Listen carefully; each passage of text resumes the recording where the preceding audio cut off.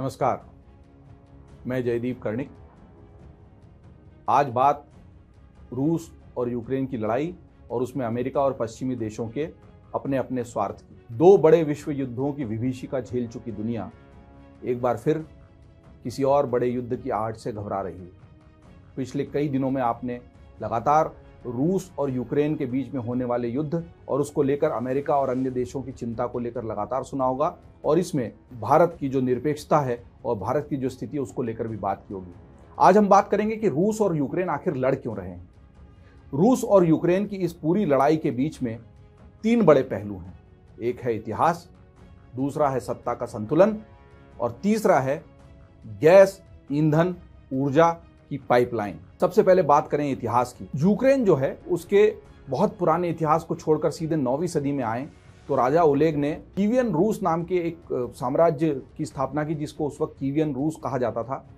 लेकिन राजा ओलेग के बाद 9वीं सदी में ही 908 ईस्वी से लेकर 1015 ईस्वी तक व्लादिमीर महान नाम से एक शासक हुए। व्लादिमीर ये नाम ध्यान से सुन लीजिए, क्योंकि वर्तमान में जो संघर्ष चल रहा है उसमें भी दो व्लादिमीर आमने सामने हैं। व्लादिमीर ज़ेलेंस्की जो कि यूक्रेन के राष्ट्रपति हैं, और व्लादिमीर पुतिन जो कि रूस के राष्ट्रपति हैं। और रूस में जिसे व्लादिमीर कहा जाता है वही यूक्रेनी भाषा में व्लादिमीर है। बड़ा बदलाव तब आया जब 1922 में यही कीवियन रूस या वर्तमान जो यूक्रेन है वो पूरा यूक्रेन सोवियत संघ का हिस्सा बन गया। एक और बड़ा मील का पत्थर हम मानेंगे 1954 को।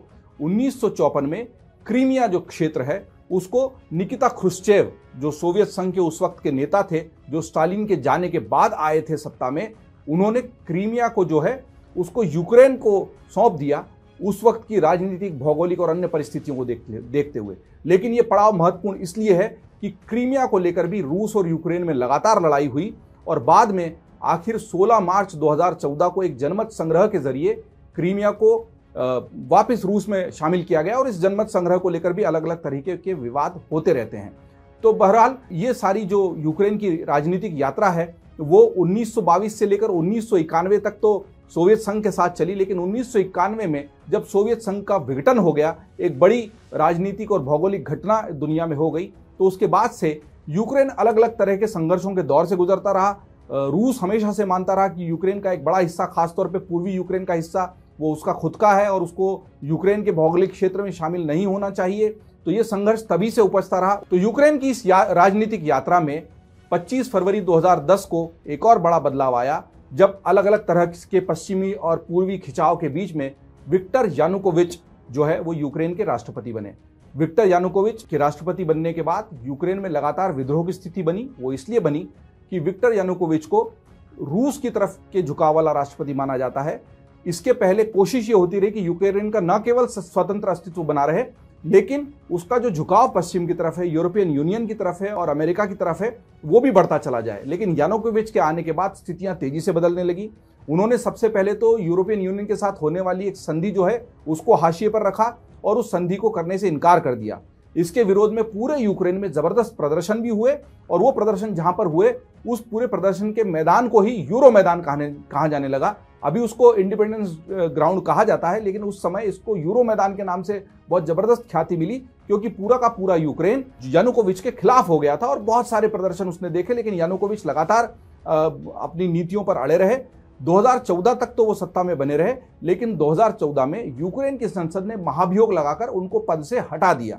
उनके पद से हटने के बाद वो रूस भाग गए। ज़ेलेंस्की के सत्ता में आने के बाद कोशिश ये हुई कि पश्चिम की तरफ का जो झुकाव है यूक्रेन का वो मजबूत हो, और पूर्वी यूक्रेन पर रूस जो लगातार अपना अधिकार जताता है उसको किसी तरीके से कमज़ोर किया जाए। ज़ेलेंस्की जो कि 73% से ज़्यादा वोट लेकर सत्ता में आए थे, उसको यूक्रेन की बाकी आम जनता का भी समर्थन मिला, और इसी को देखते हुए अमेरिका और यूरोपीय देशों ने कोशिश की कि यूक्रेन को भी नाटो में मिला दिया जाए। यहाँ नाटो, जिसका नाम आपने लगातार सुना होगा, नॉर्थ अटलांटिक ट्रीटी ऑर्गेनाइजेशन, जो द्वितीय विश्व युद्ध की समाप्ति के बाद एक बड़ा संगठन बना, जो उत्तरी अटलांटिक संधि संगठन है। रूस लगातार इस शक्ति संतुलन से परेशान रहा, और रूस को लगातार ये लगता रहा कि अमेरिका और पश्चिमी ताकतें इन देशों को अपनी तरफ मिलाकर रूस को कमजोर करने की कोशिश कर रही हैं।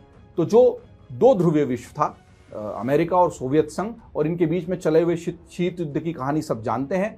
उस शीत युद्ध की समाप्ति के बाद माना यह गया था कि दुनिया एक ध्रुवीय हो गई है, लेकिन सही मायनों में ऐसा नहीं हुआ, क्योंकि एक और तीसरी शक्ति मजबूती से उभर कर आई और वो है चीन।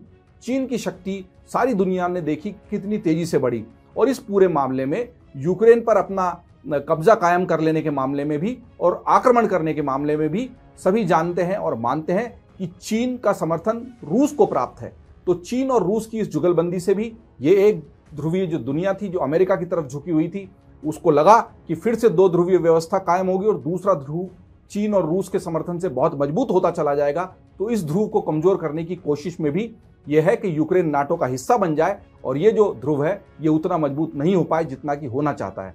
तो पहला इतिहास का खेल था। ऐतिहासिक रूप से यूक्रेन सोवियत संघ का हिस्सा बना, फिर सोवियत संघ से अलग हुआ, फिर कुछ हिस्से जो यूक्रेन मानता है कि उसके हैं, कुछ हिस्से ऐसे हैं जो रूस मानता है कि उसके हैं, लेकिन विघटन के बाद उन हिस्सों को लेकर दोनों में लड़ाई हुई। तो यह इतिहास है, उस क्षेत्र पर अधिकार का इतिहास है, उस क्षेत्र पर वर्चस्व का इतिहास है। दूसरा सत्ता का संतुलन है, जो दुनिया के दो ध्रुवों के बीच में हमेशा से संघर्ष चला है, वो इतिहास है। और तीसरी जो बड़ी बात है वो है गैस की, ईंधन की। जी हाँ, ये तीसरा पक्ष भी बहुत महत्वपूर्ण है। और इस रूस और यूक्रेन की पूरी लड़ाई में आपने नॉर्ड स्ट्रीम 2 पाइपलाइन का जिक्र बार बार और लगातार सुना होगा। दरअसल यूरोप के देशों को गैस की आपूर्ति बड़े पैमाने पर रूस द्वारा की जाती है। अभी वर्तमान जो नॉर्ड स्ट्रीम पाइपलाइन है, मुख्य रूप से जो पहले से अभी कायम है और जिसके जरिए आपूर्ति हो रही है, वो यूक्रेन और पोलैंड से होते हुए जाती है। और इसके लिए यूक्रेन और पोलैंड को रूस को एक बड़ी कीमत भी, किराया भी चुकाना पड़ता है। इसी को देखते हुए रूस ने यूरोप के कई देशों, जिसमें जर्मनी प्रमुख है, उनके साथ मिलकर नॉर्ड स्ट्रीम 2 गैस पाइपलाइन की योजना बनाई और नवंबर 2021 में इसका काम पूरा हो चुका है। लगभग 1200 किलोमीटर लंबी ये पाइपलाइन है और इस पर 85,000 करोड़ रुपए का खर्चा आया है। इस पाइपलाइन के जरिए होगा ये कि रूस जो है वो यूक्रेन और पोलैंड को दरकिनार करते हुए सीधे जर्मनी और अन्य देशों तक गैस पहुंचा पाएगा। और गैस आपूर्ति को लेकर परेशान जो हैं यूरोपीय देश, उनको एक बड़ा समाधान इस नॉर्ड स्ट्रीम 2 पाइपलाइन में नजर आता है। नवंबर 2021 में पूरी हो जाने के बाद भी इस पाइपलाइन से आपूर्ति शुरू इसलिए नहीं हुई है कि कुछ कानूनी दांवपेच है, कुछ नियामक की दिक्कतें हैं जिसको रूस ने पूरा नहीं किया है। अब इसी का लाभ रूस और यूक्रेन की इस लड़ाई के बीच में आकर अमेरिका उठाना चाहता है। अमेरिका ने उसकी आंख की किरकिरी बन चुकी इस पाइपलाइन का इस्तेमाल रूस के लिए किया है और कहा है कि यूरोपीय देशों को इस पाइपलाइन पर काम आगे नहीं बढ़ाना चाहिए। अगर इस पाइपलाइन पर काम आगे बढ़ता है तो रूस मजबूत होगा। और वहीं धमकी के तौर पर इसका इस्तेमाल किया गया है, जिससे कि रूस यूक्रेन की ओर बढ़ते हुए अपने कदम खींच ले। अभी तो अलग अलग तरह की लगातार खबरें आ रही है। खबरें ये आती है कि टैंक का जो काफिला है वो बढ़ चुका है यूक्रेन की तरफ और कोशिश है रूस की कि वो कब्जा कर ले। और अमेरिका तो लगातार कहता ही रहा है कि रूस मन बना चुका है, व्लादिमीर पुतिन अपना मन बना चुके हैं और वो किसी भी तरीके पर यूक्रेन पर कब्जा करने के लिए सेना का उपयोग करेंगे। दरअसल बड़ा मसला जो है वो जंग का है, लेकिन जंग के जरिए मसले हल नहीं होते।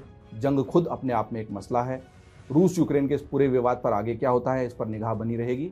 आप देखते रहिए amarujala.com। डाउनलोड करें अमर उजाला ऐप और पाएं खबरें लगातार। अगर आप ये वीडियो YouTube पर देख रहे हैं तो हमारे चैनल को सब्सक्राइब करें और बेल आइकन को दबाना ना भूलें। अगर आप Facebook पर ये वीडियो देख रहे हैं तो हमारे पेज को लाइक करें।